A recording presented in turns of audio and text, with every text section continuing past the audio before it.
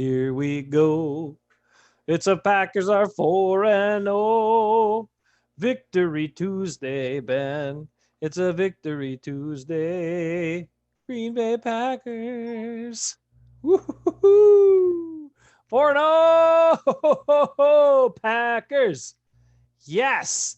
And Ben, not surprisingly, as I watched some of the national media today, it says teams the Packers play aren't any good. Yep. That's what they say. Not a damn one of them. The Packers they look good, but and the defenses they play aren't any good. I guess no teams in the NFL are any good that the Packers have to play. Nope. Don't get me wrong. I'm not saying the Vikings are great. I'm not saying the Lions are great. And I'm not saying Atlanta's great. But the Saints are supposed to be such a really good team and all this business. And I know they didn't have Michael Thomas, but guess what? The Packers haven't had dudes all year long, including big injuries to their offensive line's been a mess. They've lost receivers. They've lost defensive guys left and right. And guess what they're doing? Guess what the Packers are doing? They're Tim Gunning it. They are Tim Gunn, make it work, Green Bay Packers. That's what they are this year.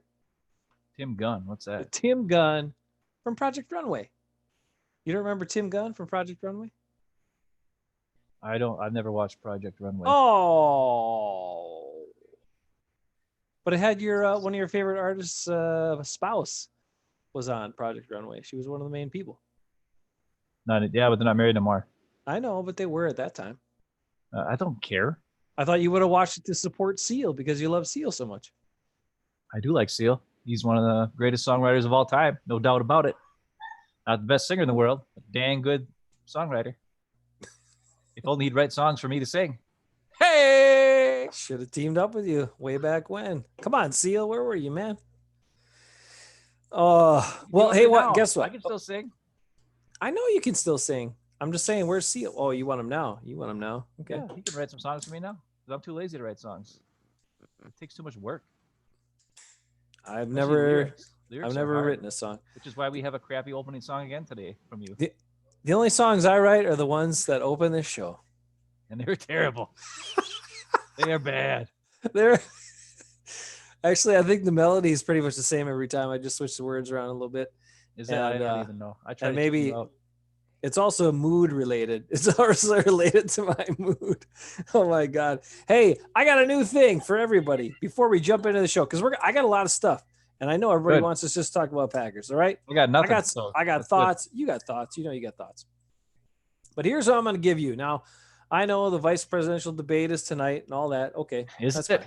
That'll be a little more tame than the other ones, but guess what? I didn't even plan this, but our Tuesday night show is on the same night as all these stinking debates.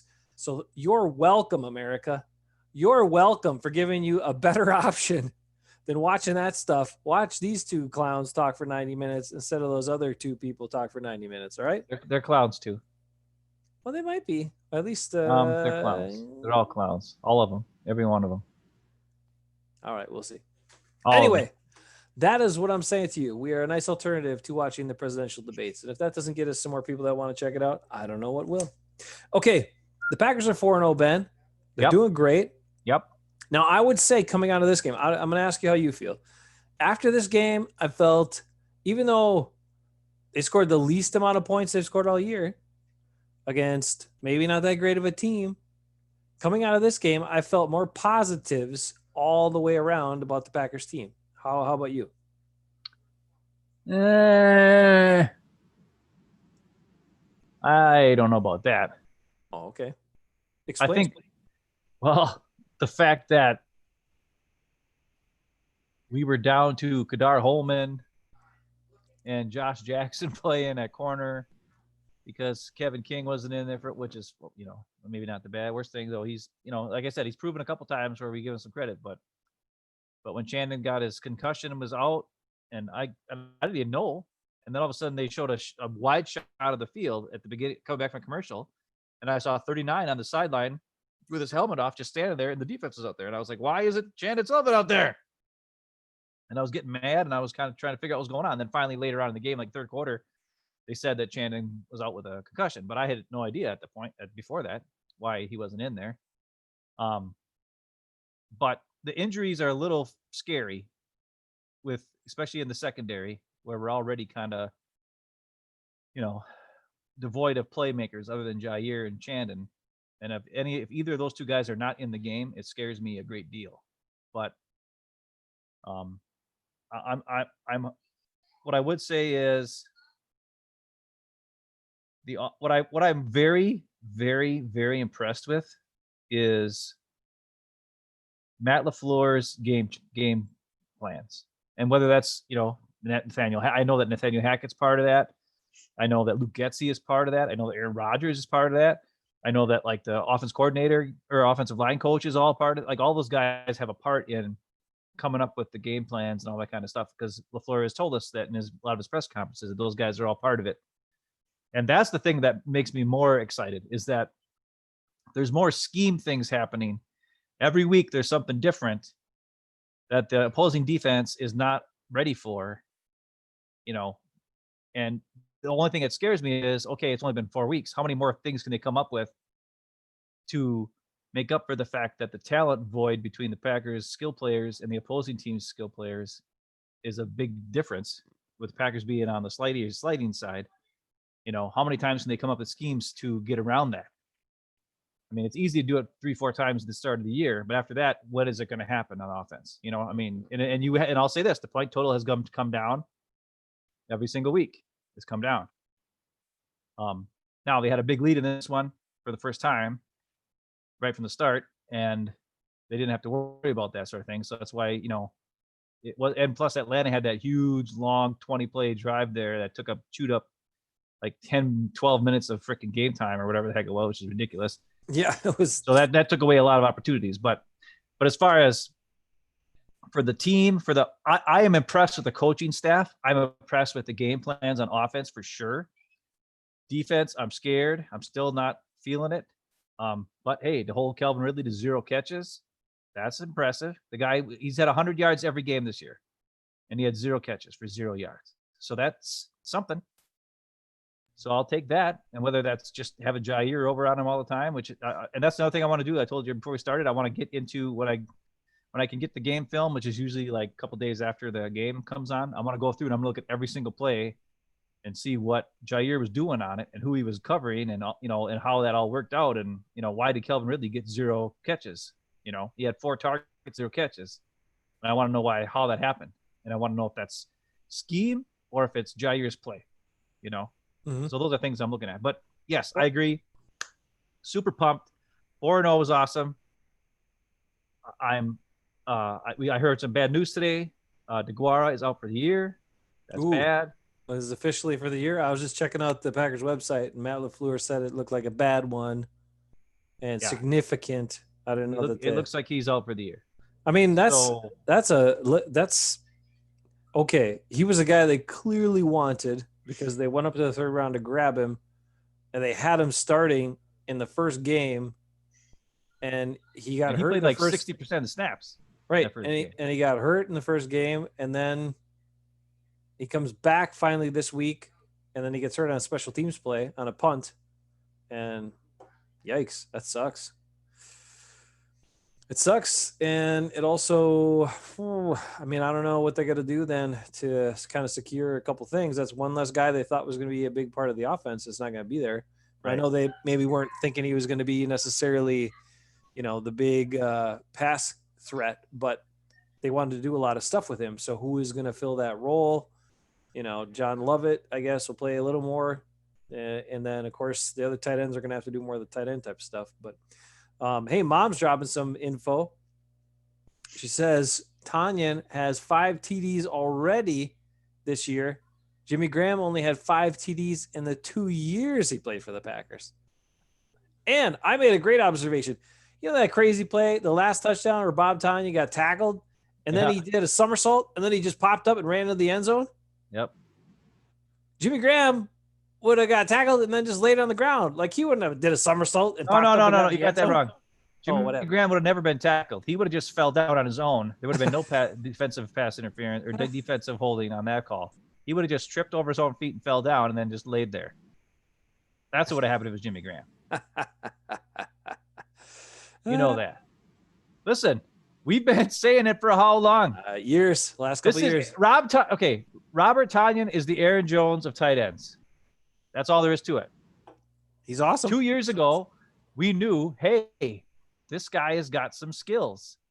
Let's get him in the frickin' game. Jimmy Graham sucks. Didn't happen. They kept playing Jimmy Graham. And we all know Jimmy Graham does. Runs slow, drops the ball, and doesn't block. Robert Tonyan runs fast, catches the ball, and he blocks. What? What? Think of all those wasted plays where they had Robert Tonyan on the team. Now, he got hurt last year, but still. And Jimmy Graham was out there the last 2 years, soaking up. This is what I've said many times. That's another reason why the offense is so good. You don't have Geronimo and Jimmy Graham out there eating up plays that the other guys that have skill and talent should be out there for. Now, this is the only thing that scares me. This is what scares me, though. Mm-hmm. Will they keep it up? Yes.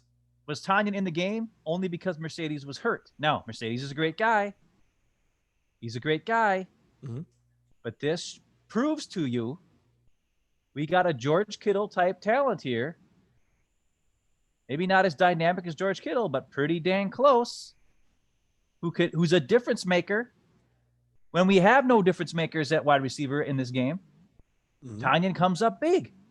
Now imagine if we have difference makers at wide receiver and a George Kittle and an Aaron Jones and a Jamal Williams, apparently, who can catch freaking passes, jumping up and grabbing, high pointing the ball 21 yards. That was a great catch by Jamal Williams. He played great. That was awesome. Yeah, he did a lot of good stuff.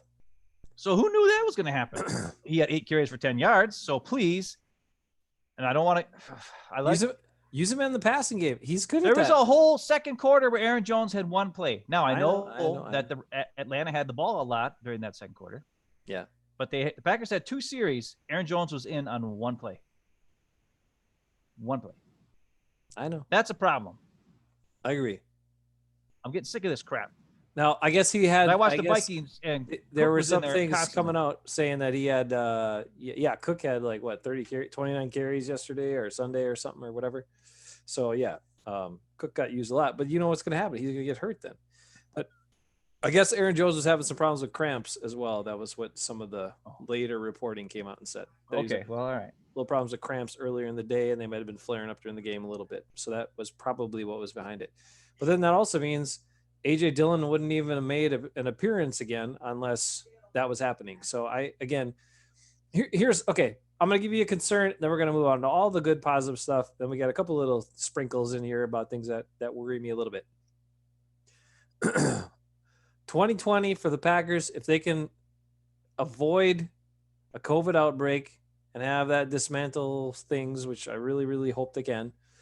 I think they are the best equipped team that the Packers have had to make a run in the playoffs in a very long time.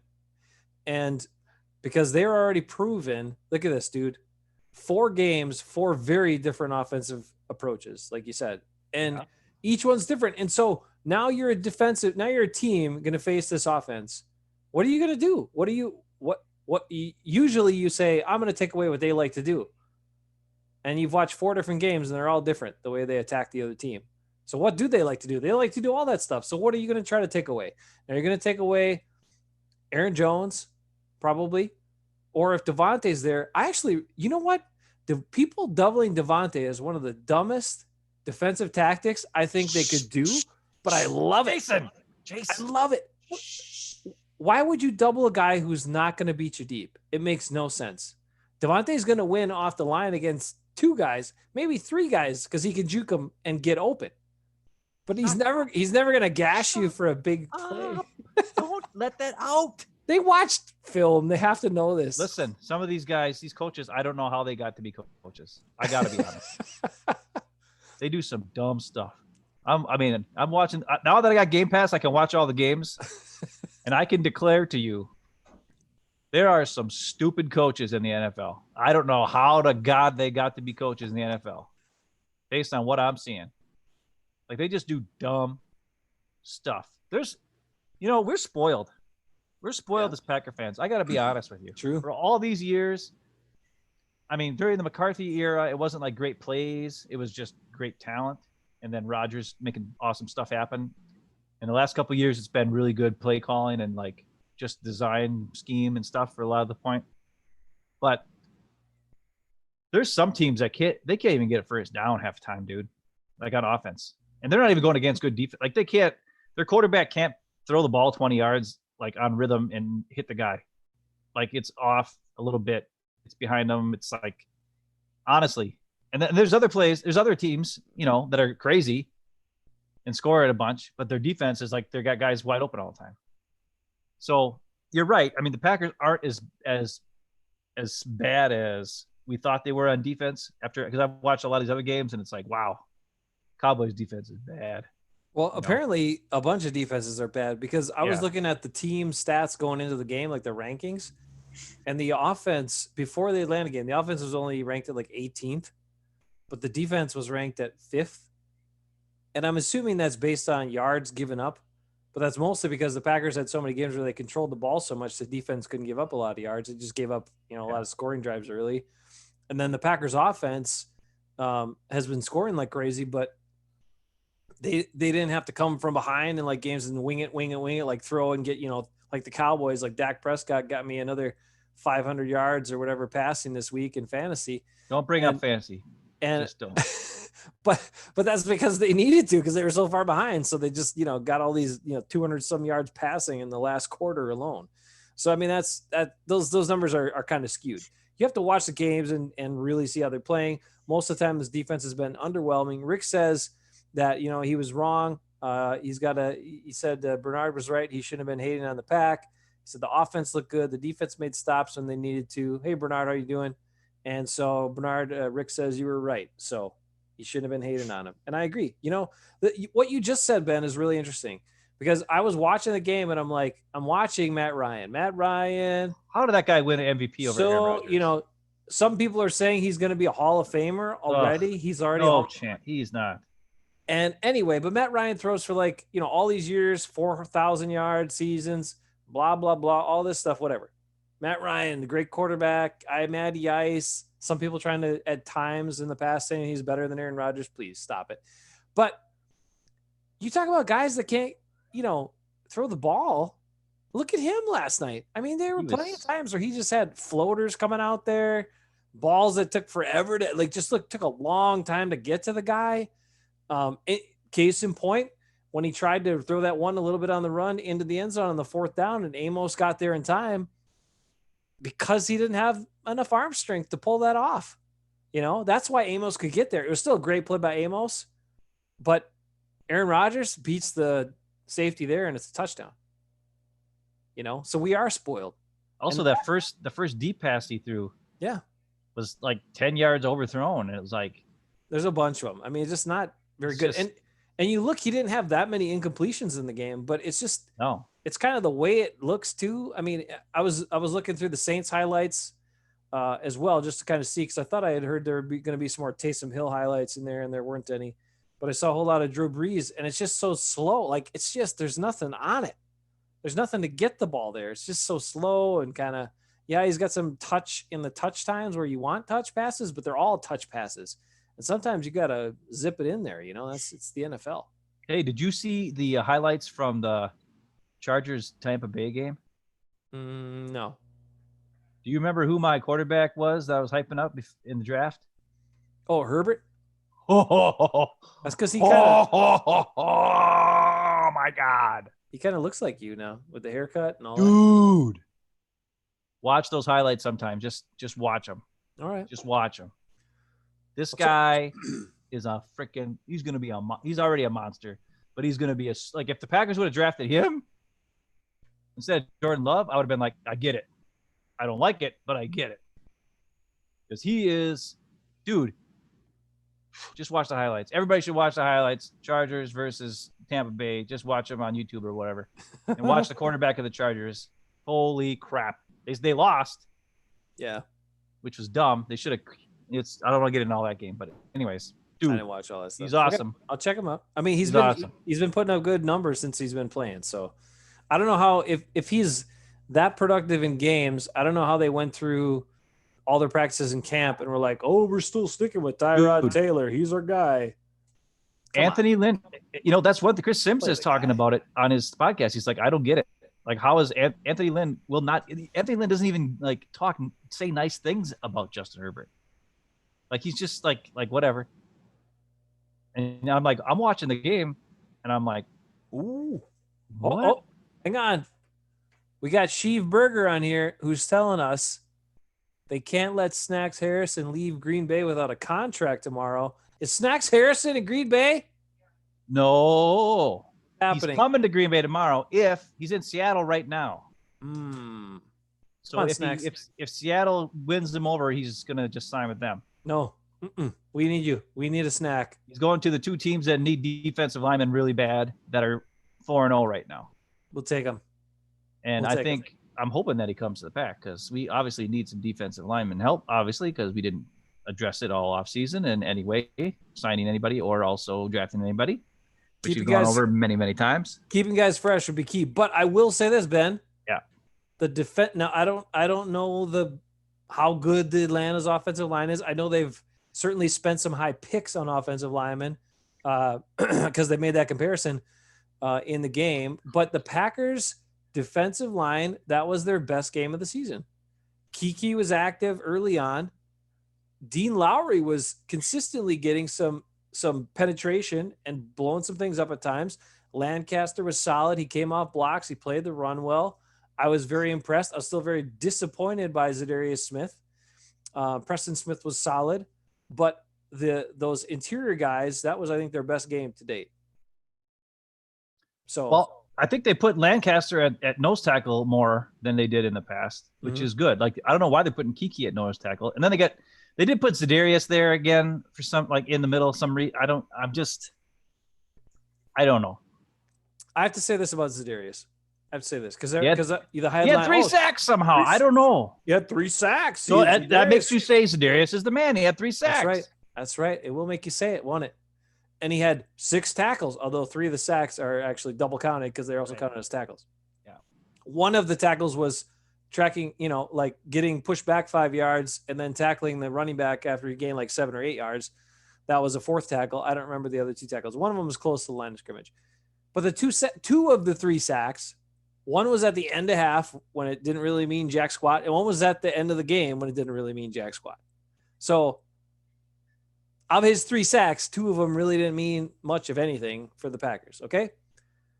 And Zadarius, I'm telling you, man, the rest of the time, there's not effort there. I don't know if he needs the crowd to energize him, but we're not seeing the same type of fire and effort and energy that we saw last year.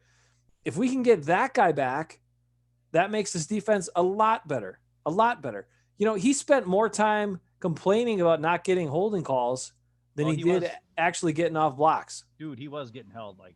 It was ridiculous a couple times. Him and Preston, both their guys were holding them, and it was kind of sad. Like, I'm watching the game, and I'm like, how are they not getting past these guys? And you watch it, and you're like, it's bad. It was bad. But I get it. I get it. But come on, like you just got to play. You can't sit there and whine about not getting the calls. And another observation, Ben. Okay, I got through my notes about Ryan with poor accuracy. I love Bob Tanya and Aaron Jones, and how the Packers utilize 3 running back sets a bunch offensively. Love it. Yes, Rodgers was talking about it too. How some. Williams was catching a bunch of passes. He's playing fullback sometimes. He's like, they're splitting Jones and him out. They're doing all this stuff with the running backs. Such a great adaptive game plan. Very impressed with Matt LaFleur, the offensive coaches, everybody that's involved in putting it together because, like we said, 4 games, 4 very different approaches. And now the Packers probably have any defensive coordinator really off balance moving forward. One thing I wanted to say about this, Billy Turner, I went back and I watched I went back and I watched more of the highlights, the long package to see Billy Turner on every play I could see. He did have some plays where he blocked pretty well. But on pass protection, why in the hell is he not learning from David Bakhtiari? He David still has his Bakhtiari. hand on the dirt. No, he's just, all he's doing is he's pass protecting the way you teach like 8th graders to pass protect or junior high schoolers. He's pushing, he's chucking. But the problem is his arms get way too wide. Like he doesn't, if you're going to do that and really, you got to keep your arms inside, right? So you can get a boom, like a pop like that, if that's what you're going to do. He's going and his arms way out here. So he has no leverage and no power. And he doesn't know how to hold like David Bakhtiari does. Like Mo always says how Bakhtiari holds every play. But guess what? Even the official call in the game was saying how Bakhtiari holds every play. I know. He like, says, what a jerk. He's very difficult to officiate because he knows how to just bend things and, where you can't call it, but it's technically probably holding, but, he's really good at it. Why doesn't David Bakhtiari, Billy Turner should be going to him and getting those lessons? Because the way he does it, it doesn't work. But if Billy Turner never had James Campen as an offensive line coach, maybe. He's got to learn from Bakhtiari, man. Like Bakhtiari should be his tackle coach, pass blocking coach. David or maybe Bakhtiari. They should just play Wagner, and then they wouldn't have to worry about it. Teach him how to block. Oh my God. So anyway, I noticed that like if you watch the two tackles on a bunch of the pass plays, it's just glaringly different. Bakhtiari like stones his guy, but he kind of grabs him underneath the shoulder pads a little bit and holds in there. But if it's inside, they're not going to call it. And Turner's like trying to get an arm on him, but his arm's flailing around. He loses all his power, and he doesn't even attempt to hold at all. So I mean, it's good that he doesn't get holding calls, but I mean, I wish he would slow guys down a little bit more effectively. Ooh, did you happen to see this? Did you know, Ben, that Robert Tonyan, who was undrafted out of Indiana State University, Robert Tonyan, undrafted diamond in the rough, was faster than Dion Lewis, first round linebacker pick by Atlanta, who's supposed to be so good. He beat him straight up on a couple of pass patterns where Lewis was man coverage on him. I don't know. I watched the game last night, and then I worked all day, and then I took a nap. I'm just saying, Bob Tonyan. I didn't be able to watch the game again to see what exactly was going on. Well, we talked about him, and he showed once he had that deep touchdown against Seattle, you're like, normal tight ends aren't doing that. So how do you work this guy into your offense? And then the Packers didn't do a lot with him the rest of that year for unknown reasons. Mike McCarthy and Joe Philbin reasons. And then they come up with LaFleur, and then they got the Jimmy Graham problem. And I don't know why you can't just say, Jimmy Graham, that's nice. You're a nice guy and whatever, but this guy is way better than you. Anyway, addition by subtraction. Tonyan's getting more play. He's going to be awesome. I said it last night. He's going to be Honolulu Tonyan, Pro Bowl this year. I'm not kidding, dude. If the Packers keep doing this. He leads the league in touchdowns. He's tied with Mike Evans for most touchdowns in the league, receiving touchdowns. He's going to do it. He's got the best hands on the team. Better than Devontae Adams. He's got the best hands on the team. So throw that guy the ball. Keep throwing it to him, Rodgers. Yeah. All right. I got through that stuff. Some long drives by the Falcons really threw off the flow. I mean, the Packers were in control of the game, but that couple of those really, that 20 play, 94 yard, 10.5 minute drive was like, oh my God. But hey, they kept possession of the ball, it kept moving. At least the team stopped them and held them to a field goal. It felt like I was playing Madden. It felt like I was playing Madden, and I was on defense because Dan Quinn kept going for it on fourth down. And getting excuse me. Oh, which is the same thing that happens to me because I can't stop anybody. I get to third down, I stop on third down, and then they go for it on fourth down, and then that's it. I can't stop them, and that's what happened to the Packers. That whole drive. And it's because Atlanta has nothing to worry. What are they worried about? They're just like, oh, we're going for it. Don't care. Yeah. And that's the thing. That just proves to you now. They wouldn't do it if they had any fear of the Packers defense. But they knew they ain't going to stop us. We're just going to run it. Or we're just going to run the play. Go for it fourth down. Go for it. I was surprised they kicked the field goal. Me too. To be honest. They Yeah, me went too. for it twice on that drive and 4th down. Why don't you just go for it? What are you doing? You got to put the pressure on the Packers. They didn't do it, and I was honestly surprised. I guess they thought, well, we got lucky and got it twice. No, it would have been fine. And the other thing on the second time they went for it on 4th down, when Matt Ryan scrambled for the 1st down, Oh God. that was all Zadarius Smith's fault. Yep. I'm going to tell you right now. Watch that play. He tries to do an inside move to beat his guy on the pass rush on 4th and 2. What are you doing? Hold your guy up. Defend the escapability. All you have to do is stop Matt Ryan from getting 2 yards. If you just stand there and wait, because they were inside the 20, so there's less room for Matt Ryan to pass the ball, and those guys are, the Packers playing a zone back behind them, so there's less space for Ryan to throw the ball. Just push your guy, contain him. And he's doing a swim move to the inside or whatever he's doing, which leaves a big gaping hole for Matt Ryan to just run for a freaking 1st down on 4th and 2. Matt Ryan. I know. This ain't Russell Wilson or somebody good. This is Matt Ryan. So far they've made. Come on, Z. So far the Packers have managed to make Kirk Cousins have some of the longest runs of his career. Matt Stafford have some of the longest runs of his career, and Matt Ryan that one was probably the longest run of his career, or close to it, if not in a long time. So they're just being so undisciplined on the pass rush, and it goes back to that. I think Zadarius is a big violator on that, and because he's trying to get the sack, he's trying to get whatever, and instead of playing his discipline, so they got to dial him back in, but he needs the energy back. He did have second half, he was better with his effort. I will give him that for sure. Okay, second half he was better. Well, I'm not, even if that was an effort play. It's just you have to understand who you're up against, what the situation is, and what you're possibly doing. It's 4th down. Can you imagine if you just stop on 4th down? Boom, no points. That's way better than 3. And also it could end up being 7 instead of 3. And it's just dumb. I mean, it's dumb. It was dumb. It was a dumb move. I'm sorry to say it. I got a couple of. You're right. I got a couple of interesting observations. I mean, the Packers. Okay, so they got stopped. 4th and goal short. They tried running it when it made no sense. All they needed was a play action pass there. It would have been easy touchdown. Yeah. But they decided they're going to try to run it. Okay. But the bigger issue on that, you showed you kind of the inexperience of the wide receivers, where Darius Shepard, the play before, had the touchdown. He just didn't run his route into the end zone. He didn't run it past the goal line. One more inch. Yeah. It's just amazing, but that's kind of the difference. You got really inexperienced receivers playing versus a guy like Adams or even Lazard who understands that stuff, or even like Jake Kumaro would have understood that and got his route deep enough into the end zone. So when he turns and cuts outside, he's already in as soon as he catches it. So that was a little mistake, but they'll work on that. Those young guys will learn from it.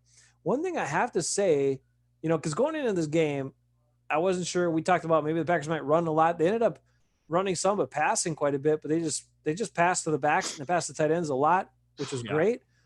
But I was, you only had Quez was your number one receiver, and we'll talk about him in a second. And then you had Shepard, and then you also had Malik Taylor. And I will say, Beggleton was up. He was up too. Right, Beggleton, and he was cut today, by the way. Yeah, I figured once they moved him up to, because they can't move him back to practice squad if they move to active roster. Oh, okay. He was released today. Yeah. But I was pretty impressed with Malik Taylor's. I know he's not fast, but I was impressed with his route running. I was impressed with his ability to change direction. Like, especially on that, I think it was a 3rd down play where they had the bunch on the left side. It was 4th down. 4th down, that's right. And the other guys cleared out, and then he just ran the in-cut route and then came right back. His shiftiness looked really great. Like, that's way better agility than Lazard has, than MVS has. He's not a guy who's going to beat you deep, but he's a guy that you can count on to get separation on those short and intermediate routes. So I could see a place for him in this. Maybe he's the slot guy we've been looking for. Maybe. I mean, you need to have agility to play slot. I was impressed by, and I watched some other plays back too, where I could see just what he was doing with the way he ran his route. And I was really impressed with that. So again, and he was a guy who wasn't even, picked up off the scrap heap a couple months ago, and we didn't think he'd make the team. And here he is. He's playing in the 4th game of the year and playing a lot of snaps, and he did well. So I'll give him some kudos. The other receiver that I'll take note of, because not like they did a lot in this game, was MVS. And I got to tell you, I don't like I'm done what with I'm him. seeing. He just, I mean, okay. He had a good catch on a comeback route. He had a Yeah. good catch over the middle on first down. It was like a big 15-yard. The first play that A.J. Dillon was in. The thing that bothers me about MVS, I'll let you go out right after this. I'm going to say one thing. His end zone, like they try to take shots to him in the end zone. He never puts 2 arms up. He never fights through contact to get the ball. And as anybody knows me, especially you, I love Aaron Parker from Rhode Island. And I would like to actually, I'm probably going to do this for Friday, is just put together a couple shots of Aaron Parker. And then I'm going to show all of the plays this season where they've tried to throw the ball to MVS in the end zone. And not like a deep pass, but like a, one where it's going to be a contested pass, just throw it up there when they're on the 5-yard line or whatever on first down, just try to get a touchdown out of it, right? And show how he doesn't fight through contact. He puts like one arm up and then looking for the pass. Like, I don't know what I don't know what he's doing. So, but yeah, go ahead. That's another thing that just bothers me about him, where it's like, it's obvious he drops easy passes, yes. Mm-hmm. But at least fight through the contact when you're down there. Because if you fight through the contact, more often than not, even if you don't catch it, they're definitely going to call PI. But if you just kind of flail your arm and like you don't even know where the ball is and you just flow your arm up there, they're going to just be like, that guy's an idiot. I'm not going to call PI on that guy. He sucks. So back to you. It's true. Okay, so one of the game notes I had as I was observing and watching him more is I just wrote MVS can't win when guys get physical with him. He can't win. Like he's fast, but in one of the plays, I can't remember, he caught like a short pass and then he had to completely stop and then he had to start up again and it took him forever to get going again. So he's fast, but he has slow starting or slow acceleration out of nothing, from zero, which is a concern. And then, so when guys get physical with him, he can't win. He's not physical enough. And that play you talked about in the end zone, or one of them, Rodgers made it was a good ball. It was a good ball. It was a good ball. He just had to get his stupid arm up and catch it. He went out with one arm and kind of like was worried about trying to move the guy off a little more or push him away more. Like, dude, you don't have to do that. Just go up and high point it and go get it with both hands.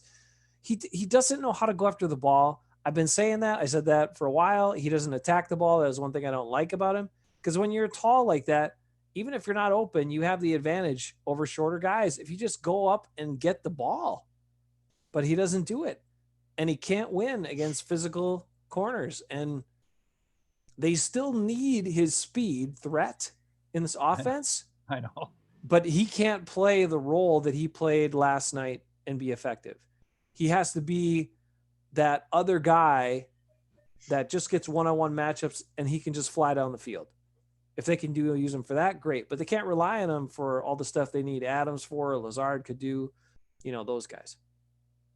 Well, the other thing I think they can do instead of MVS now is they can use Tanyan and Aaron Jones as guys to stretch the field, not maybe to pass it to him all the time, but to just send them deep to open up things underneath for the other guys.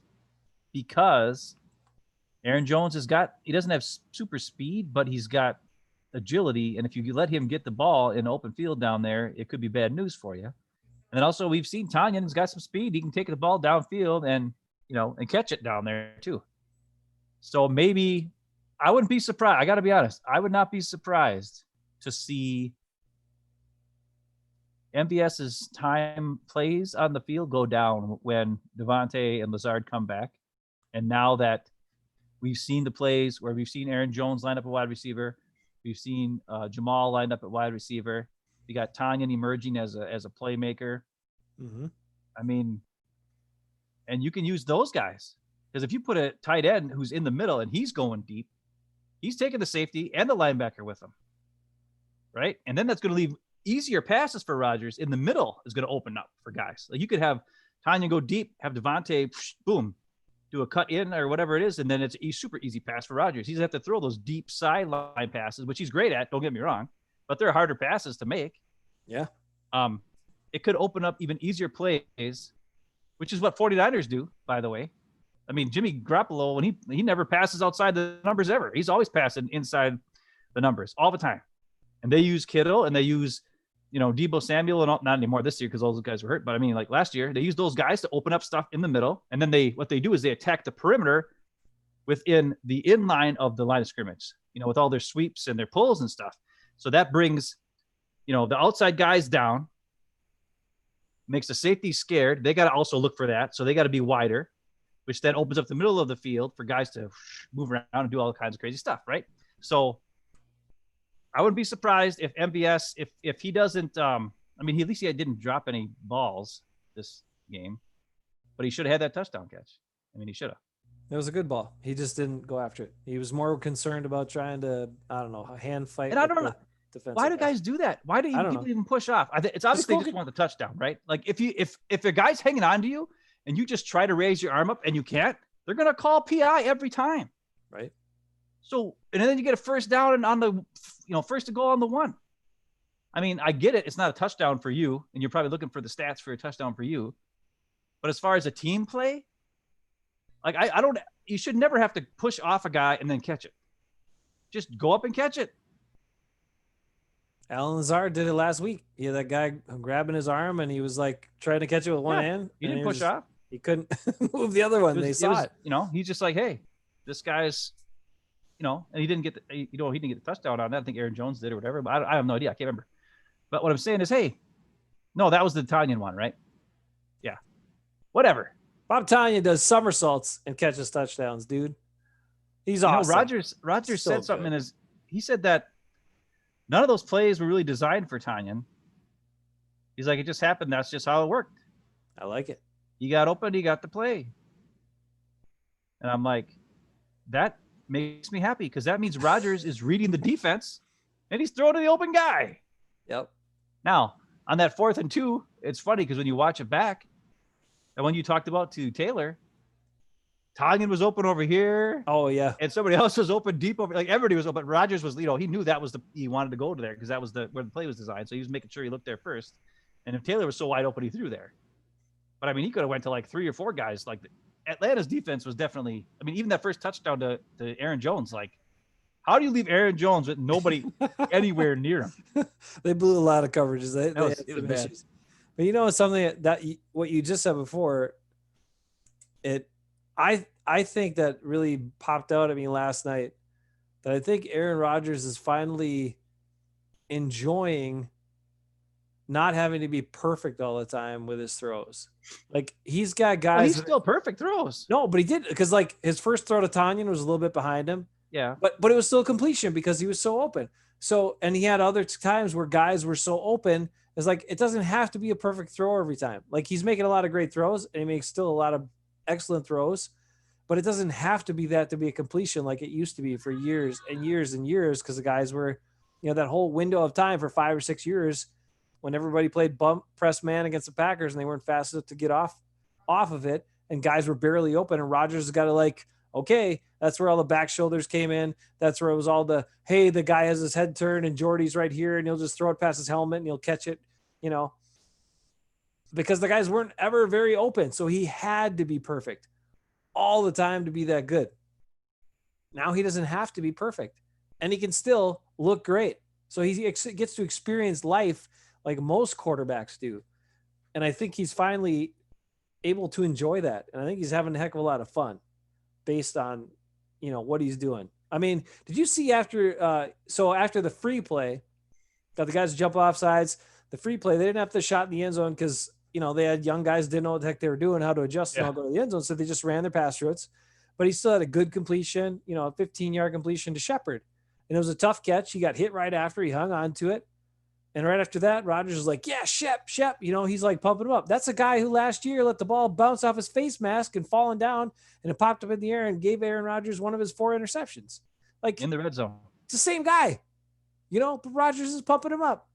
And I love how even Louis Riddick, who has been kind of hard on Rodgers at times, Yes, he was saying a lot of nice things about him in that game. said how after they got to sit down with him and talk with him, how he's like, man, I could just listen to him talk for 3 hours because he's just so candid. He's very comfortable with himself. He's comfortable with what he's doing. He's talking about all these things, you know, empathy and love and the teammates and just trying to, you know, he knows he's in the later part of his career and he's trying to just embrace and enjoy all of it.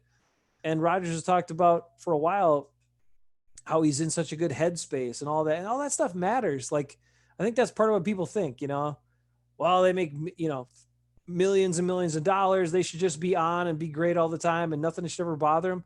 I mean, he's not outwardly open about some of his personal life stuff, but I'm sure there was stuff bugging him throughout the years, stuff with his family, stuff with girlfriends, stuff with whatever and other people. And he's in a great place right now. And it's nice to see it because, yeah, I mean, some of that stuff obviously bothered him in the past. And he's human. So even though he doesn't play football like a human, he is human. So you got to kind of appreciate that too. Well, he was on Pat McAfee today again. There was 32,000 people on today live when Rodgers was on. Ooh, on McAfee. That's better than us. That's way better. That's way better than us. But he was talking about how the offensive line.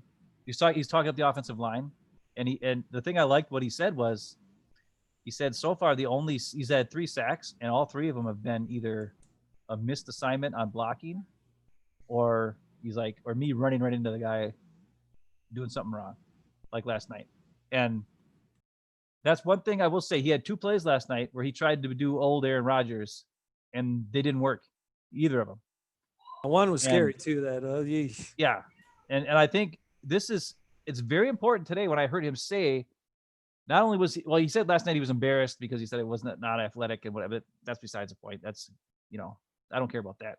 But when he said today that he knew that he just walked right into a sack, you know, because Bakhtiari blocked the guy, kept going back, leaving him in the pocket. Rodgers got freaked out, tried to do his run around and go crazy, and then he walked right into it, right? So I think he's starting to get it. I think he's starting to understand that in this offense, it's designed to get the ball out of his hand in less than 2.5 seconds every time. And more often than not, somebody is going to be open based on route combinations and whatever all else. And it's very different than what he was used to with McCarthy, because it was all based on guys just winning their one-on-one matchups. And now you're seeing with Dallas how they're scoring a lot of points in garbage time, but the one-on-one matchups ain't helping them win any games.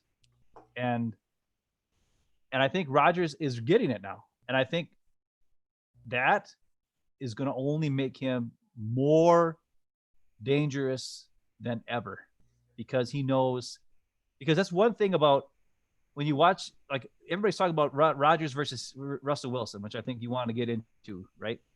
To get kind of go into that way, because you got some stats or something about that. But when you watch the Seahawks, Russell Wilson on probably half the plays is just running around and doing crazy stuff and chucking it and blah, blah, blah.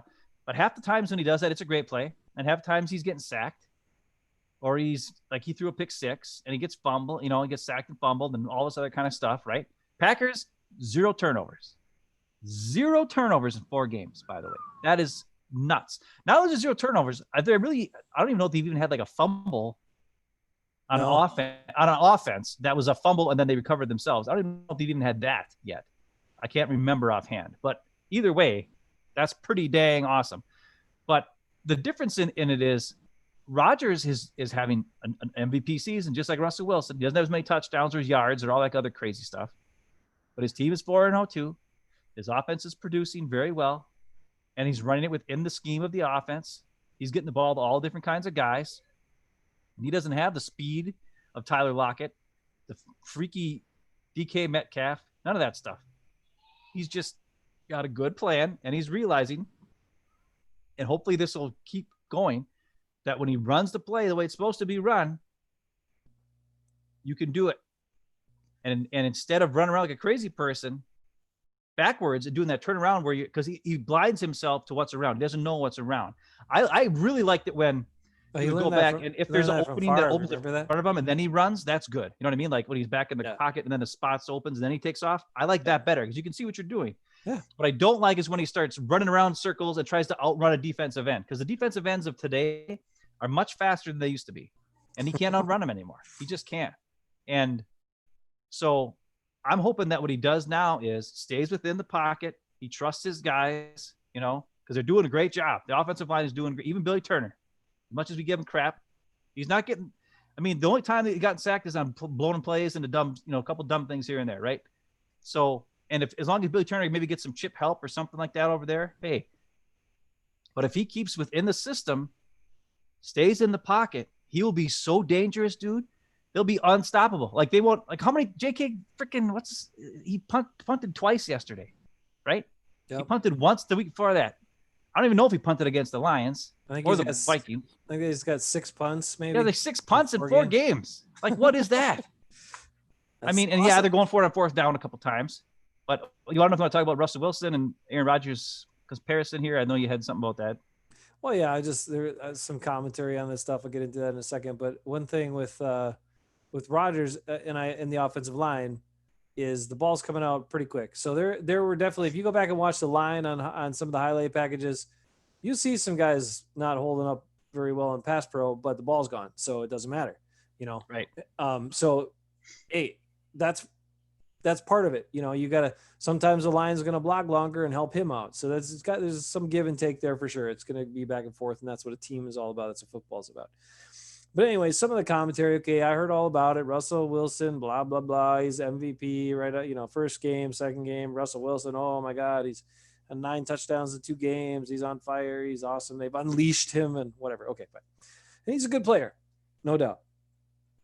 But after the way Aaron Rodgers has played, for some people to not, you know, to say, well, he's in the conversation, but it's clearly still Wilson. I heard some of these other national guys talking about that garbage because, you know, Wilson has 75% completion percentage and Rodgers at 70, and he's got 16 touchdowns and Rodgers has 13 touchdowns. And, you know, Wilson has the 2 interceptions. Okay. But, you know, and Rodgers has none, and, you know, whatever. One's a pick 6. I want to see, oh my God, it'd probably be Aaron Rodgers' favorite season too. If he could make it the whole season with no interceptions, that would be nuts, dude. That'd be awesome. Anyway, okay, but the whole thing about it was I was like, yeah, but Wilson is, you know, like the Packers had a second game where they used the running game a lot. You know what I mean? And they've had Aaron Jones involved substantially in a couple other games in the running game, whatever. Sometimes it wasn't enough, Jones and Williams and stuff, but they've used the running game quite a bit. And the second game was featured the running backs in the running game quite a bit. So that meant less touchdowns for Aaron Rodgers. Looks like, okay, you got a few less touchdowns. Well, they use the running backs a little more. And Wilson hasn't had 2, 3 bunch of offensive linemen out and then that many receivers out, you know, like Adams down, Lazard. Oh, Lazard's a star. Oh, he's out. You know, it's like, come on. He's making it work with whatever's there, and he's playing at such a high and efficient level. I listened to a little bit of Max and Stephen A, and they said that Aaron Rodgers, through the first 4 games, has the highest QBR of any quarterback, because a lot of people don't like the quarterback rating, right? Because of the QBR, because Trent Dilfer is smarter than anyone who ever came up with the quarterback rating. I don't know, whatever. Anyway, so they like the QBR. But they said Aaron Rodgers has the highest QBR of anyone ever since they've had QBR since 2006 through the first 4 games. No one has had a higher QBR than Aaron Rodgers through these 4 games since 2006. And that includes Tom Brady's 50 touchdown season. That includes Peyton Manning's 52 touchdown season. Yeah. All of that. That's crazy. Those guys are 2 and 3. Now, it's only 4 games of the season. But he's playing awesome. It's a dang good 4 games of the season. And he's doing it with, like I said, offensive line shuffled around a bunch of times. These other guys out. This guy's out. Sadie's is out. Devontae's out. He's out. They're out. I mean, Aguara gets hurt. Right. He's making it work. He's making it work, and he's playing awesome. He's playing so good. This might be the best he's ever played. This is probably I'm not like some. I used to be a super huge Aaron Rodgers fan. Like I thought he was the greatest thing ever. Mostly because I wasn't the biggest Bart Favre fan. And I know I just call him Bart Favre. I know his name is Brett Favre. I call him Barf Favre. But anyways, so and part of that was probably because it wasn't Favre anymore, because I was sick of the interceptions and crazy plays and all that kind of stuff. And Rodgers doesn't do that kind of stuff. Um, and as everybody knows, my favorite quarterback of all time is Matt Hasselbeck, and it's because the guy ran the system, and he threw to the open guy, and it was like he made a good pass most of the time. The only time he looked bad was when every time I bring up Hasselbeck, all the Packer fans always bring up, oh, we want the ball and we're going to score. And I'm like, actually, they usually say we're going to win and say it wrong. That's not what he said. He says we're going to score. But that's besides the point. But they often bring up that play, and that was Hasselbeck's fault. It wasn't Hasselbeck's fault. That was an out route, a 10-yard out route with Al Harris, who jumps on out routes constantly. It was a bad call by Mike Holmgren, and it was a bad play by, I don't know if it was Daryl Jackson or whoever was out there at that time. Yeah, it was Jackson, I think. They didn't try to get in the way. No. He didn't come back for the ball. He just sat there and watched Al Harris jump it and pick it off and return for a touchdown. That play is not on the quarterback. But anyways, that's besides the point. But what I'm saying, the reason why I bring up Hasselbeck on this point is this. Rodgers this season is reminding me of Hasselbeck. He's reminding me, except he's with a better arm, with a stronger arm, and even more accurate. You know what I mean? He's even better. He's obviously better than, he's got more talent than Hasselbeck ever had. But the difference is he's reading the defense. He's throwing to the open guy. He's making the smart moves. He's adjusting at the line of scrimmage. He's like, there's one play where he called Tanyan back in. He's like, Bobby, he called Bobby in to help pick up a blitz. Now they blitzed off the other side, so he was totally wrong on that play, by the way. But at least he saw something. He thought he saw something. He changed at line of scrimmage. He did. Aaron Rodgers this season, you know what he is? If you take Peyton Manning's brain and Tom Brady's, just leadership, and Matt Hasselbeck's awesomeness, and all these other, Patrick Mahomes, like Aaron Rodgers is the best quarterback when you put everything you could ever want in a quarterback into one quarterback. And he always has been that. But the one thing that always bothered me was his extend the play, try to do something crazy kind of stuff, which was usually good, but sometimes it could be kind of wacky and freak you out. What we have now is a well-oiled machine with a mastermind controlling the well-oiled machine. And that's a testament to LaFleur, who's convinced Rodgers to buy in on that, but also a testament to Rodgers, who's realizing, hey, I'm 36. I don't have to run around and do all this crazy stuff.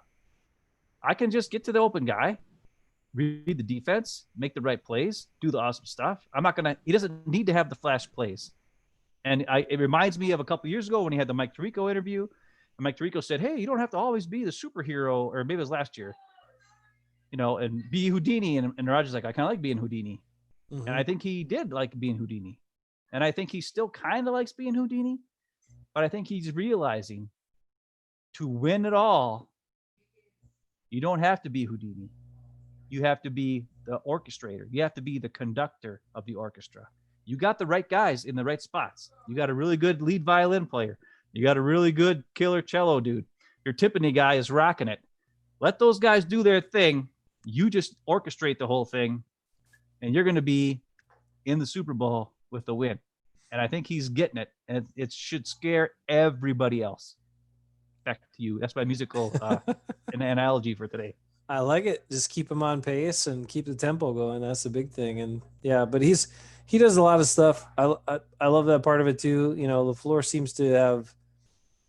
I think they said this offseason they spent so much time talking all those Zoom meetings and all these other meetings and all that, and that helped them so much. And I think. I don't know. Remember during the draft, we thought Matt LaFleur had a lot of something to do with the Jordan Love draft selection and whatever. And the more I still think he did. I don't know that he did. The more I see about it, because I think that was mostly Gutekunst, and I think LaFleur's like, I don't know, man, the way they're working it out, because there's more like, okay, I know he gives him multiple plays to pick, and Rodgers has to pick the right thing out of that, but then he also has the ability and freedom to make some adjustments with guys, and that's working out.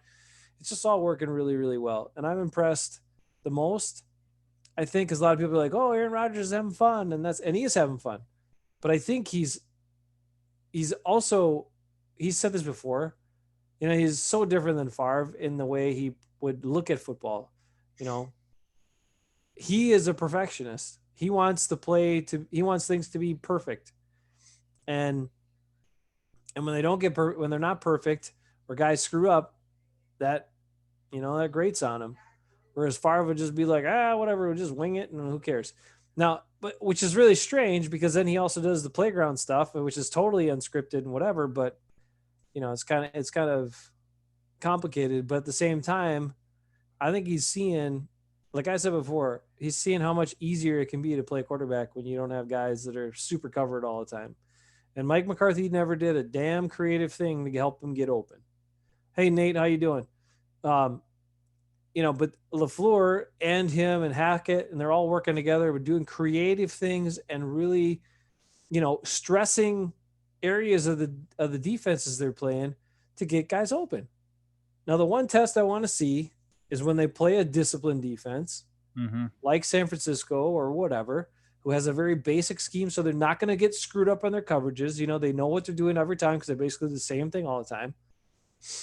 What are they going to do to counter that? How are they going to get guys open? Because some of these things they're doing now against man coverage is not going to work against that. But there are other things you can do. And it's usually going to be the headiness of the players to sit down in zones and stuff like that. Those things are going to be what makes the difference. But I'm curious to see how they evolve with that stuff. Right now, though, I love the mixed approach. I love what they've shown offensively. And I love my man, Lucas Patrick. So he's awesome. Yeah. He's awesome. He had some bad plays yesterday too, but he tries hard. He tries hard every stinking play, man. I mean, you're right. Eventually, they're going to play a defense that's not, because these teams have screwed up, right? Teams they've been playing have been blowing some coverages, have been screwing up a little bit. Well, it's just, but that's okay. If the thing is this, though, okay, like I said last week, the Vikings didn't necessarily blow coverage. The Packers took advantage of what they were weak in. Right. They went after the outsides in the run game and also in the passing game. Against the Lions, they know the Lions don't blitz. They just have their 4 guys run. Everybody else plays man behind it because they play the Patriots way, right? They said, okay, if you're only going to have 4 guys up there, we'll double team on run plays, do the double block on your defensive tackles, and just run over here. Wherever we run, we'll double team, double team, double team. Aaron Jones will find something and go. It worked. When they played the Saints, they knew. The Saints like to play man coverage and blitz crazy, and they sell out for the run. So what did they do? Play action, play action, play action, play action, play action. And they creamed them. And then yesterday against Atlanta was down their starting safeties. Half their team got hurt during the game, and they were like, okay, they don't know what they're doing out there. So if we take Aaron Jones and put him out at wide receiver, and we take Jamal Williams and put it out at wide receiver, they're going to be like, what the heck? What are they? They don't know what's going on. They left Aaron Jones wide open on the first touchdown, or anybody anywhere near him. How dumb are you? So they just took advantage of the opposing team. So if they keep doing this for every week, and Matt LaFleur said it today, actually, when they asked him about, why are you so successful, blah, blah, blah, doing all these different things. And he said, they're like, is that just the second year of the system where everybody's getting figured out? And he's like, well, no. We look at the opposing team and we try to come up with a plan that's going to beat the opposing team. And I was like, what? Mike McCarthy never did that. You tell me Matt LaFleur looked at the opposing team's defense and came up with a plan with Nathaniel Hackett, all these guys, they came up with a plan? What? That's genius. We've been asking for that for freaking 10 years.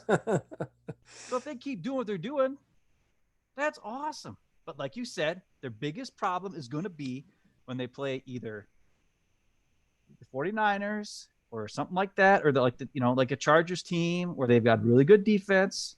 It's simple. They all have really good players with talent. They run a simple system and they don't beat themselves. Mm-hmm.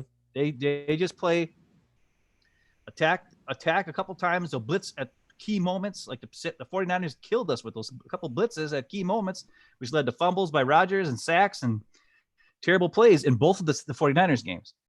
So they need to understand and look back at those films and look at those type of things when they play these good defenses and say, okay, these guys like to do this. These guys like to do this.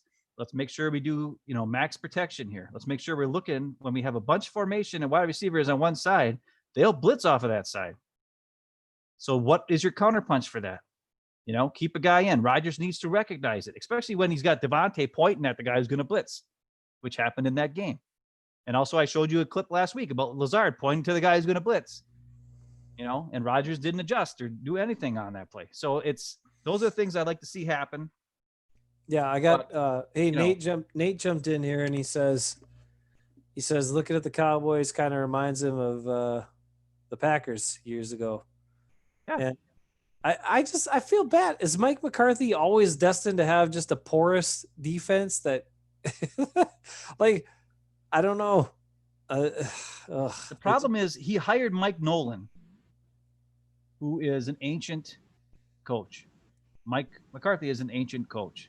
The difference is he's got Kellen Moore as his offensive coordinator who stayed. So they still have a lot of the things they did last year, which is why their offense is still scoring tons of points, because it's a combination of Mike McCarthy and Kellen Moore's offense, I'm assuming. The difference is Mike Nolan, for years and years, ran a 3-4 defense. The Cowboys, for the last 7 years, have ran a 4-3 defense. They don't have the proper personnel. It's actually a lot like the Packers are right now, where Gutekunst is giving us, he's giving us outside linebackers that should be defensive ends, and we're playing a 3-4, and we're a little bit off. Well, they're the other way. They're trying to play a 3-4, and their defensive ends, who should be 300 pounds, are 270 and 250 and 240, and they're just not able to hold up against the run or the pass. They don't have the talent they used to have.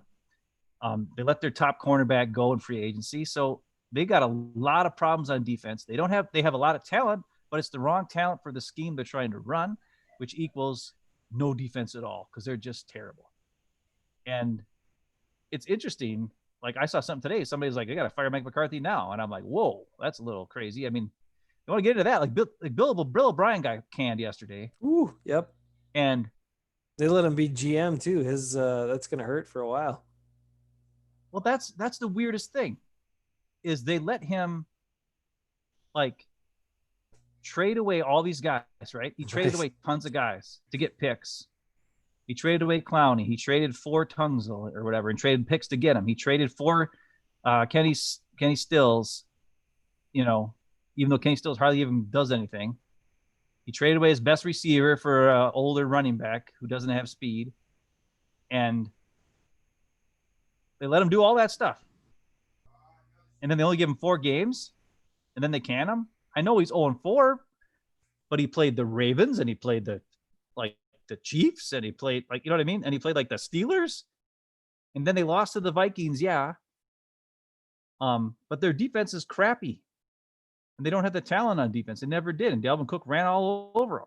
And it's not like the Vikings have a crappy offense. They have a good offense. Their weakness is defense. So I don't get the firing of Bill O'Brien this early. And somebody like, I think it was Mike Florio or whatever yesterday said, I understand if they'd fire him as a GM. You're like, okay, you're not GM anymore. You suck at GM. Right. Because I didn't know this, but his teams he's got a winning record as a head coach, first of all. He's been there for 7 years. He's won the division 4 times in 7 years. So think, how does that guy get fired? He's got a winning record. He's won the division 4 times in 7 years. They were in the playoffs last year, won a playoff game. They were up on the Chiefs 21 to something in the playoff game they had against the Chiefs and blew it. But that's not a bad coaching job. Maybe his GM skills are bad, but I'm surprised that they would fire him this early too. It doesn't make any sense. Now, if Dan Quinn got canned, I get that because it's been years and years since the collapse in the Super Bowl. And to be honest, his team is kind of falling apart. But I don't know. What do you think about Bill O'Brien? I thought that was crazy. I mean, I never liked him as a coach, but you can't necessarily argue with some of the results, especially because it's not like he took over a team that was perennially good, but um, but I mean, I think, but he was effective, and it's not like Watson's been playing great or carrying them. It's not like they've had anything, really on the team that's been standing out as a glaring weakness. It's just they've lost, like you said, lost some tough opponents. But you see people make these decisions, and sometimes emotionally. I mean, we heard it when McCarthy got fired. You heard the rumbles and some of the reports about Murphy just flipping out because they lost the game at home against the Cardinals, and that was the straw. That was the last straw, and then he was fired, and he was gone. And it's like, okay, the guy coached for how many years? How many times they win the division, went to the playoffs, blah blah blah, and that one game just pushed you over the edge. I mean, but these are human beings. They make sometimes these emotional decisions in business, which is not necessarily a good thing to do. Yeah. But I think, they also look at O'Brien and we're like, okay, hey, you've got Deshaun Watson. Everyone's been saying he's one of the top 5 quarterbacks in the league. Well, some people saying he's better than Aaron Rodgers. What's going on? You've got these other guys that are so good. JJ Watt. I mean, he's what? I mean, he's like one of the best players ever who ever existed. You've got some of these other dudes, right? And why isn't the team better? So they flip out and they fire people. I don't know. Nate says he was pulling his hair out at the defense last night. Nate, okay, let me tell you, I can tell you a 20-play, 10.5-minute drive, 94-yard drive, yes, that'll make you do that sometimes. But at least the Packers defense, I think, was better last night than has been in any of the first 3 games. Even though they gave up some long drives and some stuff like that. They played more sound. It started with the defensive line. We kind of mentioned that early in the show tonight. And Ty Summers while he still had some inconsistencies, he made some more plays. He was, I think, more active in reading and attacking, which was impressive. And then I like, they had some more injuries again, like we talked about. So they were bringing in new guys. Raven Green's in, Holman's in, Josh Jackson's in. Like, hey, whoa. And they didn't necessarily fall apart. So a lot of teams, when you bring in 3 new cornerbacks, they totally fall apart. That didn't necessarily happen. I'll say this: Kadar Holman did pretty good. He had 2 pass breakups right at the end. Yep. Raven Green attacked the line of scrimmage on a couple plays, got a sack on Ryan when he got out of the pocket from Z, and Raven Green attacked him and sacked him. He made a couple good plays around the line of scrimmage. I think what it proved to me, I'm sorry I'm getting my face so close to the screen. What it proved to me is when everybody's back, Raven Green needs to be in there and not Will Redmond because he can't tackle. And I'm starting to wonder if maybe Kadar Holman or Josh Jackson should maybe be in there as a cover guy instead of Kevin King.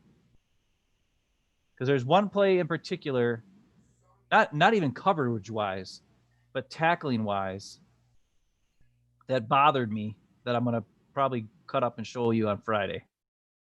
I don't want to bring it up now because I don't want to ruin it for Friday. But it's a play that it just showed they're like, yeah, we're not worried about Kevin King at all. And I'll show it to you on Friday when I'll cut it up and show it to you. But all right, it's one of those things. And like I said, I also want to look at Jair and how he played because Ridley had 0 catches. And I know he wasn't always manned up on him the whole game. But a lot of times he was on the side Ridley was on, even if he was in a zone. There was another play where they had Scott playing slot corner instead of Sullivan. He did not do well in coverage. I noticed there are a couple times where he just didn't stay with this guy. There's one play where Jair was covered on the outside, came off his guy and made the tackle on a slant on Scott's guy because Scott was not even anywhere near it. And because Jair was covering really on the outside and he came off of him once the ball was in the air because they're playing zone and he watched the ball and he just went and attacked and then got the tackle. So Jair is really good. I mean, I gotta be, he is my favorite Packer right now. Primetime Ja Money. It's an alter that's ego. what he called himself. Yeah, that was his alter ego. That's how he turns into Primetime Ja Money. I was listening to his interview today, And here, you want to hear something funny? We talked about Adam Sandler last Tuesday. Last Tuesday was Adam Sandler Day. Yeah. So that got me into wanting to watch some Adam Sandler I haven't seen in a while. So me and Livy, and Jesse too, last night watched, not last night, but Sunday night, instead of watching football, we watched Big Daddy. Oh, And I don't know if you remember in Big Daddy, when Julian's too afraid to talk or do something, Adam Sandler gave him the sunglasses to put on the sunglasses so that he would be more comfortable. Yeah. If you've noticed Jair's interviews prior to him wearing the sunglasses all the time, he'd say like 2 words in them. Yep. And now that he's got the sunglasses on, he's actually got like coherent sentences. Sometimes they don't make sense, but they're at least like more than 2 words in a row. He's a different cat. There's no doubt about it. He's just a weird dude, but he's super fun and he's good. I like him. I like him a lot. That's one Goody got right for once, and so glad he got that guy right, because I love that guy. He's awesome. I'll take him any day of the week at corner for our team, because he attacks to make tackles. He did it again on Monday night where he made a tackle on a pass that was to the flat or whatever it was. He's attacking guy. He makes good moves. And actually, it was weird because one of those Kadar Holman breakups was a play where maybe it wasn't Kadar Holman. I can't remember exactly, but it was a double move on Jair. And Jair bit on the double move, but Holman was back there to break it up. I think it was Holman. I got to look at this play again. I think that was back there. I think that was play early in the game, and Savage. Savage got over there really fast. But it was also because of Noodle arm Matt Ryan. Yes, it was. Yes, listen, I'll take it. I know. I'll take it. I'm just saying. All right. You know what? I just remembered. I forgot my fart gun, and we almost forgot Superfan. So I'm gonna toss it to you in just a second. No, I don't know Superfan. You gotta do Superfan. No, I know, but I gotta go get my fart gun so we can do the Superfan salute. So I don't have any great stories this week. What? Well, you were just going on about one. I was gonna take off. I probably should have just left and done that here. But okay, so job. What do we got? Job money. Here's a question I have for you. I want you to consider this and speak to it. Ben, what I thought you were going to say is, after seeing Raven Green, what that shows you is that Raven Green should be in the game and not Darnell Savage. How are you feeling about Darnell Savage these days? I'm still not feeling great about that, Darnell Savage. But I see that he said, remember when guys said you would not resign Devontae and keep Jair? Yeah, that's what I said. I'm still saying it. I said that a couple weeks ago. I'll say it now again. But I mean, that's what I'm going to say. I also say, hold on, they have to sign Jair because Ben, they have nobody else. I know. No, well, yes, same like Kenny Clark, but also because they have tried and failed on this cornerback thing for how many times have they been wrong on cornerbacks? How many times in the last handful of years? So you finally got one. You bet. I don't care what the guy wants. You better keep him because he's a first round pick. Judging cornerbacks, you got to keep him. I mean, they get to pick up his 5th-year option, so that'll keep him. I think, was it 2 more years yet? Right? Because wasn't he a 2017 draft pick? I think. So that's good. So that'll keep him there for a couple more years after that, and then which will be actually a year past when Devontae's contract's up, because I think Devontae's contract's up after next year. And it's weird to say, well, this guy, keep this guy and cut that guy, or not sign this guy, and we'd love to sign everybody, obviously, all the players that we love, all the guys that are contributors to this team and make great plays. But you do have to make tough decisions. And the only thing I bring back to everybody to think about is, when you make a choice to let somebody go or keep them, more often than not, the Packers have been right. I hate to say it, but like not signing back Jordy. Jordy played 1 more year and retired. Not signing back Randall Cobb. He's kind of bounced around and not really done much. Right. Not signing, a couple other guys that were key players. And then when they did make the choice to sign guys back, Nick Perry, bad move. Yeah. That was a bad move.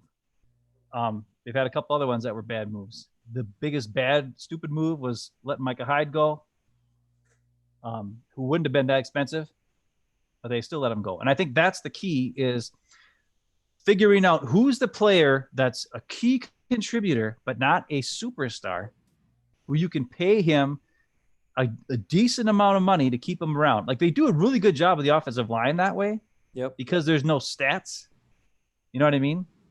And Jair doesn't get the picks, so they can use that against him and say, hey, you don't have that many interceptions. You don't have that many interceptions. And maybe get him to not have to get top dollar to keep him around for a little bit less money, maybe. And that's how they signed Devontae the first time, was because his stats weren't the greatest in the world. And, he signed for a decent, price tag. It wasn't like super crazy. Same thing with Bakhtiari. The first contract, the second contract wasn't like the highest paid tackle at that point. No, this time he's going to want the highest paid tackle because that's all everybody says. Is that he's the best tackle. So, and that's one of the things they have to figure out. Is Aaron Jones willing to not go for the big money? It's obvious that they love Jamal Williams, apparently. I don't think that's going to mean they're going to sign him back unless they get him super cheap for depth. Dude, they love Jamal Williams. I know, but love LaFleur and Aaron Rodgers are just, oh my God, they love him. They talk about him so much, it makes me want to barf. I like the guy too. You know who Jamal Williams is? He's like the Eckes of the Packers. He's the Eckes. He is. Because he's always in a good mood. Nothing goes wrong for him. You know what I mean? He's a good guy who everybody likes, and he's awesome. And he's the Eckes. He's the Eckes. And I'll take him. He's a good guy. And he had a freaking awesome catch down the seam or on the sideline the other day, last night. It was awesome. But they're going to have a lot of tough decisions on, and the part that scares me is, are they going to make the right choice? Are they going to pay the right guys? Are they going to realize when somebody's maybe not as good as he appears to be, and maybe a guy who could be good is there in the waiting? And with Robert Tonyan getting 5 touchdowns now, leading the league, Lazard having a huge game last week, both of those guys were on 1-year contracts. It's going to be tough if now the league all knows, hey, Robert Tonyan's good. Hey, Alan Lazard is a big body who can catch and block in the running game. Hey, Aaron Jones is a freak of nature who does all kinds of crazy stuff. It's going to be hard to pay all those guys when they're all balling out like this. And that's the scary thing. So I don't know. Nate says Jamal is a character. We need to keep him. I don't think there's going to be a bunch of suitors for Williams, so they might be able to get him for, a cheaper price. And for depth at a cheaper price, I think that could work, because backs and drafting backs, they haven't been very good at that either for many, many, many years. So I think that could work. I think they're gonna sign Jamal Williams back for cheap, and they're gonna let Aaron Jones go. That's what's gonna happen. And it's gonna piss me off. I don't think in place and that's what's gonna happen. They got to have Jones. No, they don't. But I do think the guy that's going to be out. I think Devontae Adams is going to be out whenever his contract is up. I don't think it's after this year. It's after one more year, right? That would be the smart thing, but I don't think it's going to happen. I think Aaron Jones is going to be a free agent after this year, and he's going to go somewhere else. And they're going to sign back Jamal Williams, and A.J. Dillon will be the 2 guys for next year, and they'll be just fine. Because they will. They're going to need some.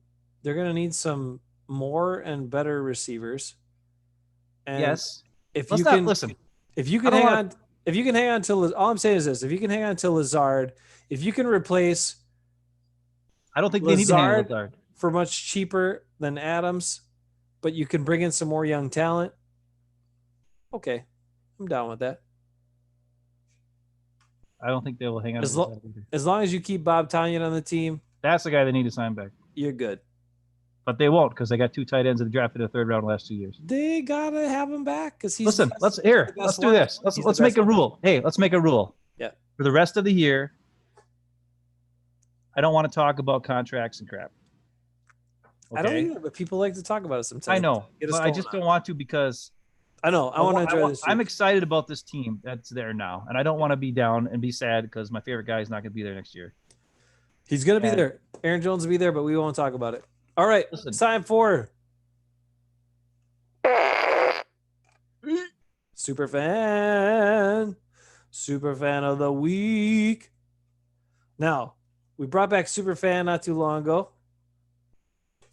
I don't know if he's not on here tonight, but hopefully he'll watch it later. I think he will. This week's Superfan is a guy we've had in our program before. It's been a little while, but he has joined us. And he texts me all the time. He sends messages message after message after message during games with a lot of his thoughts. And then somehow, when we get him on the show here, he doesn't say that much when we've had him on. Well, that's because I'm yapping too much. Well, yeah, but we're both guilty of that. That's fine. But you know, you get on the show, you got to like fight your way in once in a while. That's how it goes. I mean, we try to give you a chance, but you know, there's so much Packer activity in the brain. I gave you the brain breakdown a couple weeks ago, which was 60% of our brain power is used for Packers. So when there's that much firing at the same time, like stuff's got to come out or something might explode or your hair might catch on fire. Who knows? You know, I mean, those are all possibilities. Ben's got more hair than he should have right now. But anyway, we didn't know much about this guy until Jason Eckes turned him on to our show over this, I think this spring. And then said, hey, he used to be in Eau Claire and he used to work at Ron's Castle Foods or no, not Ron's Castle Foods, on Kerms, right? Did he work at Kerms? No, I was Ron Castle Foods. Oh, was Ron's Castle Foods? Okay, all right. Yeah. Ron's Castle Foods. And then he also ended up marrying someone that we knew from college too. Heather Storley, which we didn't realize. I didn't know. Heather... Apparently, I met him one time, and I don't even remember that. And he says I'm a jerk for not remembering, but I don't remember. Regardless of all those things, he likes to bring some stats. He likes to shoot a lot of messages and texts, and he likes Hafeman Brothers, and he's a subscriber and now an official super fan of the week. Bruce Chrisman, super fan of the week. Oh, that was bad. And then we'll give you a little bit. There you go. It's coming. See, Bruce has always got a take. He's always sending me stuff. He sent me I wouldn't know that the Guar was on IR until he sent me that today. So Bruce is a man. He helps us out a lot, and I appreciate him. He's on top of the news, like you said. He's big on staying on top of the news. Yep, which is important. You got to have those people because we can't pay attention to everything.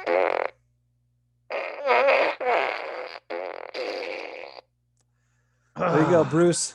Fart gun salute for Bruce, super fan of the week. If you want to be a super fan, contact Hafeman Brothers at hafemanbros@gmail.com. Whoa, you got a Gmail? Also, here's a subscriber incentive program moving forward, as you should see the able, not the label. See the able, not the label, people. Celebrate abilities, all people's abilities. This is one of the greatest shirts I've ever gotten from anybody, from a friend that had organization on that, celebrating abilities of all kinds of folks. Okay.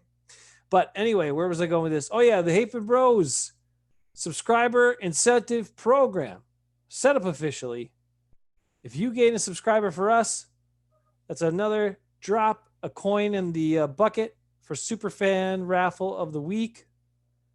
And you might be the next Superfan. Where you could hear that right after your name and before your name. And who wouldn't want that before and after their name? How's that for incentive? As Hafemans, we know that those come naturally before and after our names. It's in our blood. No, seriously, if you guys like to spread the word, that's awesome. Ben wants to beg for subscribers. I don't want to do it anymore. But come on, we should be at we started this because every week after the game, we call each other and talk about the game. And then we were like, hey, we talked for like an hour and a half about the game. Why don't we just start something where we talk for and just record it? So that's how we started it. We recorded our phone conversations, and you put it on YouTube and on the different things. And that's really all it was last year when we started this, because we talked about the game anyways, because we don't live together here in the same city. So we just all you can do is call each other and talk about it. And end up being something where it's like we kind of make some sense once in a while. We kind of know what's going on. We're not like experts or anything, but we're pretty close, and we love the Packers more than anything in the world. So, well, that's not true, but I mean, more than any other sports thing in the world, we love the Packers for sure. So that's how it started. And, we do this, whether it was just you and me talking, or whether it's other people that want to listen to us or join in or say a couple things and get us on a couple topics and get our friends in to talk with all, we've had probably 8 different people joined us, friends and family and whatever, over the last year now. And it's just a fun thing that we do. And if nobody watched, and who gives a crap? And if, besides our mom and dad, fine. They listen to us yap too, whatever. I don't care. And the bottom line was, we were both apparently at one point paid professionals in the news industry and covered sports. We also were, you were a play-by-play guy. I was a color guy getting paid to do it. So that's something. You we should kind of know stuff. You But should tell hey, people about that. You wanted us to do a play-by-play of of an upcoming Packers game on our YouTube channel. And I mean, if Grossi's doing it, I would like to do it, but I think it's going to be tough for us to. Yeah, I mean, we'd be much better than, like, if you watch, like, the Cheesehead TV guys are awesome. Don't get me wrong. I think they're awesome. I really like what they do, but they're not, their live show watching the game is just kind of them just sitting there, and the one says touchdown squares, wow, touchdown squares, and he gets all crazy about touchdown, and Nagler keeps drinking beers, and he's like, oh, why? And then and it's like, you don't really know what's going on. There's not like a play-by-play to it. Because there was a time when, living in Minnesota, sometimes I wouldn't get the game, and I didn't have, so I'd have to listen to something somewhere, and I couldn't get any radio stations. So I'd go on YouTube, and I'd be like, oh, that's why I found the Cheesehead TV guys in the first place. Like, oh, they're doing a game watch. Sweet. I'll at least know what's going on. And I really don't know what's going on. I mean, I get the scores, and when something happens, sort of, and Tom Grassi actually does a little bit better job of kind of describing what's going on. But I was just thinking, I mean, there's a spot there for two guys who've got experience and that sort of thing. However, the distance with the time delay of things could be an issue. And we tried that first game where we at least watched the game at the same time, and you were ahead of me, and it's just, I don't think it's going to work. But yeah, someday maybe we can pull it off. We'll see. But who knows? Oh, yeah. I mean, I would have to brush up. I was pretty good at play-by-play. I'd have to polish it up. It's been like 12 years, but, Ooh, hey, Nate's got question. a question. Yep. I like that one. Who is your favorite tight end on the squad? Well, I know. The guy's been our favorite tight end since January and before that. Who is it, Jace? You can tell him. He's been my favorite tight end on the squad probably at least 2 years, maybe since 3. his rookie year. I think as a rookie, because he flashed in preseason, and some of these guys flash in preseason, and you're like, okay, yeah, and then they get to play, and you think there's not much there. You think, okay, maybe he's not going to perform like this. But this was a guy who flashed in preseason, was consistent in preseason, and when he got a chance to play because of injury, I think that was his rookie year, 18, he made some plays, and then they didn't use him anymore. And I was like, why not? That guy's better than all the tight ends you've had in a number of years. Put him in the game. I don't care if he was undrafted. I don't care if he's from Indiana State. I don't care that he didn't have great college stats or whatever. He played wide receiver. He's got great hands. It is Bob Tonyan, man. Bob Tonyan is the best Packers tight end that they got. I think Jace can be good. I love Mercedes. Actually, you know what? This tight end group is probably one of my favorite. Yeah, it's great. It's a great tight end group. And we said that all offseason when everybody got all mad when they didn't sign Austin Hooper. Everybody's like, they should sign Austin Hooper. They don't have Jimmy Graham. They got to get Austin Hooper. And it's like, no, we've got the guys. Matter of fact, we have more guys than we need at this point that could produce and be awesome. And it just goes to show you that a million times over, when you play the guy who is the right guy, it doesn't matter where they were drafted or how they got there or whatever the crap is. Just play the right guy. And that's something that, they don't always do, to be quite honest. No. And this year, the fact that Robert Tonyan emerged as the main guy is surprising to me, but awesome that they did it, that they pulled the trigger, that LaFleur did it. I bet you Goody is probably like, wait a minute, I just drafted tight ends in the third round in the last 2 years. Why is Tonyan the starter who's a free agent, whatever? And it's because he's the best one, period. And that's awesome. So I'm all for it. Robert Tonyan being a man, plus he's on my fantasy football team. Of course, I didn't start him yesterday because I was stupid. No. And also didn't start DJ Chark because I thought he wasn't going to play. And then I couldn't get to my phone in time to change my lineup. So I had his backup, Keenan Cole, in the air.